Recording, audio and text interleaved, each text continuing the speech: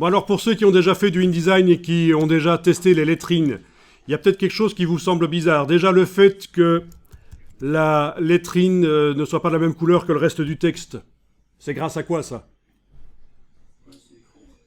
Hein? Un style de caractère. Ah oui, c'est inscrit dans le style de paragraphe que la lettrine doit avoir cette couleur-là. Enfin, oui, c'est inscrit dans le style de paragraphe, oui, oui. Et aussi autre chose, le fait que la lettrine dépasse comme ça du paragraphe. Ça, normalement, si vous n'utilisez pas le style de caractère, vous n'arriverez pas à le faire. Bon, alors, on n'a toujours rien qui est sélectionné. Vous allez pouvoir retourner dans le style de paragraphe ici. Vous double-cliquez à droite du nom du style de paragraphe qui s'appelle avec grande lettrine, blablabla, avec grande lettrine, voilà. Lettrine et style imbriqué, voilà.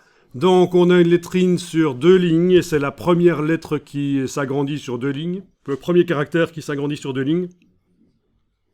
Mais ça utilise un style de caractère qui s'appelle grande lettrine, c'est de là que vient la couleur et le fait que ça dépasse par le dessus. Une fois que vous avez vu ça, que le style de caractère s'appelle grande lettrine, vous pouvez cliquer sur annuler, voilà, et on va aller dans la palette des styles de caractère. Alors les débutants en InDesign pensent toujours que les styles de caractère c'est pour modifier l'aspect de tout un paragraphe, mais non, pas du tout. Ça c'est les styles de paragraphe. Un caractère c'est pour modifier une partie d'un paragraphe. Voilà, ça c'est super chouette. Donc vous allez chercher menu texte, style de caractère. Menu texte, style de caractère, et vous allez trouver le caractère utilisé par la lettrine. Donc il est indiqué dans le style de paragraphe blablabla avec grande lettrine, il est indiqué qu'il utilise un style de caractère qui s'appelle grande lettrine. Voilà. Vous allez double-cliquer à droite du nom grande lettrine. La case aperçue est cochée, ce sera pas plus mal. La case aperçue cochée, comme ça vous allez voir directement derrière ce que ça donne. Alors, format de caractère de base. Vous avez ici 16 points. 16 points. Alors attendez un peu que... Ne faites rien, je vais juste revérifier quelle est la taille du caractère du corps du texte ici, le body, le paragraphe là, quand je mets le curseur texte ici. Ça vous faites pas, je vérifie juste 12 points, voilà, 12 points. Ok, donc le corps du texte, le texte du paragraphe a 12 points et la lettrine est à... La grande lettrine là est à 16 points, on est d'accord? Ça va? Donc, il n'y a rien qui vous choque? 12 points, les petites lettres ici en noir. 16 points. Ben oui, c'est un peu grand. Ce qui se passe, c'est que vu que la lettrine, on a demandé qu'elle aille sur 2 lignes, sa taille, en fait, est de 2 fois 16 points. D'accord? Voilà, c'est ça le principe.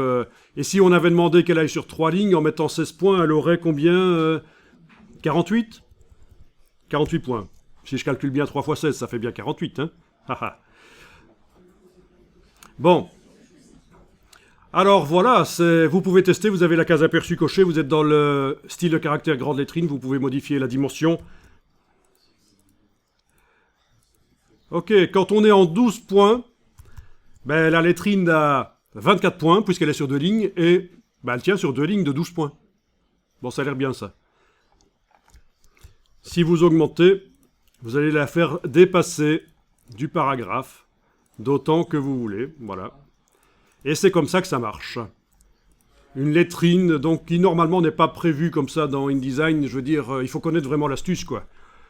Alors... La couleur des caractères, ben c'est ici que ça se change. Pour changer la couleur de la lettrine, vous avez plein de couleurs dans la liste là. Couleur des caractères. Voilà, et vous pouvez choisir ce que vous voulez. Vous pouvez même créer votre couleur en double-cliquant sur la case de fond. Ça fait apparaître la nouvelle couleur. On va faire une couleur en RVB, parce qu'on sait que, de toute façon, quand le document sera fini, si on veut imprimer chez un imprimeur et qu'il vous demande un PDF CMJN, c'est dans les paramètres d'exportation du PDF que vous allez transformer en CMJN. Quel CMJN d'ailleurs? FOGRA 27, 39, FOGRA 29, Euroscale Coated, Euroscale Uncoated. Bah déjà, Il y a pas mal de gens qui ne savent pas qu'il existe plusieurs CMJN. Donc voilà, raison pour laquelle il faut vraiment transformer tout en CMJN au moment de l'exportation du PDF. Donc c'est pour ça que je peux faire du RVB ici, c'est pas un problème. Et dans les versions qui apparaîtront sur tablette, si je fais une version pour tablette de ce magazine, ça sera une couleur vive, pas de problème, même si en réalité elle sera imprimée plus terne, comme le petit carré ici me l'indique. Mettez ce que vous voulez comme couleur, peu importe, voilà. Elle est là, elle apparaît là. Ok, je la renommerai tout à l'heure parce que j'ai oublié de la renommer, ce serait intéressant de la renommer.